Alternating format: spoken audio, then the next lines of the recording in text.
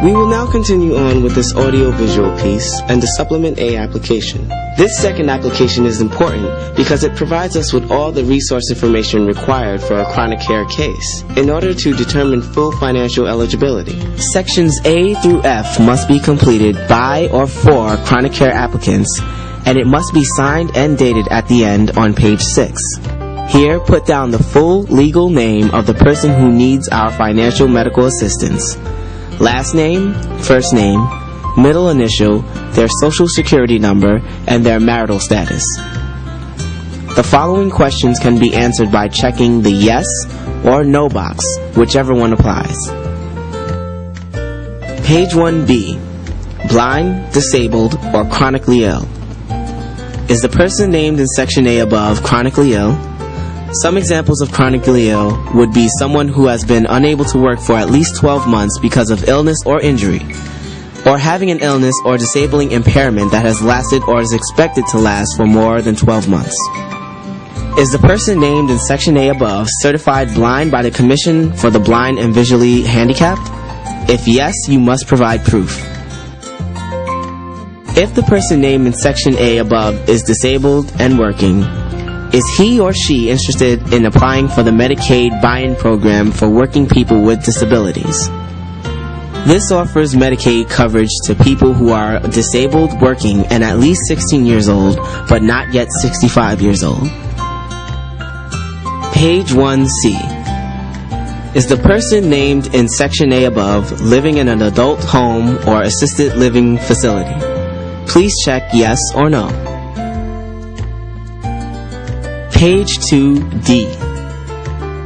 Resources and assets. Check the box that applies. We need to clarify exactly what type of medical care you have currently or are seeking coverage for. There are 3 different levels, so please read each choice over carefully. The first option allows you to attest to the amount of your resources. It does not cover nursing home care or home care of any of the community-based long-term care services as described in option 2 below. The second option will cover community-based long-term care coverage as listed on the application. It will also cover some waiver services such as traumatic brain injury program and the long-term home care program. If you choose this option, you must document the amount of your current resources. The third option is for those who are institutionalized and applying for coverage of nursing home care. With this option, you must provide proof of all resources back to February 1st, 2006, or the past 60 months, whichever is less.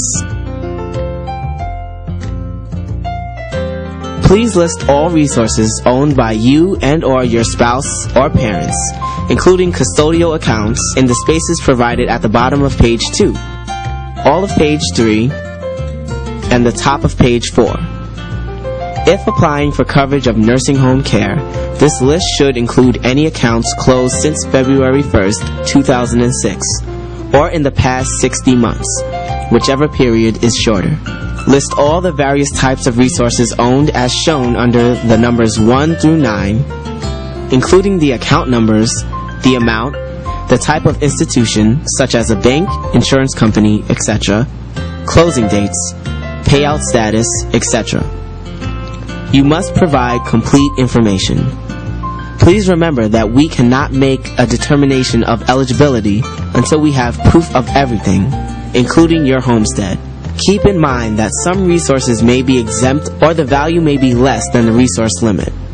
To avoid delays in processing, however, we need to know about everything. Page 4E. Real property other than your own home. Answer yes or no in the box if you or your spouse own or have a legal interest in any real property other than your own home. Then check what types of property it is, such as rental, vacation, timeshare, vacant land, etc. Whether it is outside or inside of New York State. And complete the areas below this question to explain each piece of property. Page 4F, Homestead. Please answer the 3 questions completely. If you are not institutionalized and applying for coverage of nursing home care, you can sign and date this application on page 6 and proceed to the additional packet of documents we set aside at the beginning of this video. However, if the person you are applying for is institutionalized and in need of our assistance with coverage for nursing home care, you must complete sections G through I on page 5 of this application. Page 5G. Applicant living in a long-term care facility or nursing home. Please complete the information requested about the facility or nursing home and provide the information requested on the applicant's address prior to going into the facility or nursing home. Page 5H. Asset transfers. Please answer all of the questions 1 and 2 with a yes or a no, and if yes, tell us when this occurred in the space provided. You will need to provide a description of the asset, the date of the transfer, to whom it was transferred, and the amount in the section below. Question 3 pertains to any deposit that may have been given to any healthcare or residential facility. Check the appropriate box, and if yes, provide a copy of the agreement. Page 5I. Tax returns. We will need proof of filed or non-filed of tax returns for the last 60 months or since February 2006, whichever is less. Page 6. This explains about lines we may file and recovery of Medicaid paid. It also explains about the requirement to name the state as a remainder beneficiary on annuities and to report any changes within 10 days to us. So please read it over thoroughly before signing and dating it at the bottom.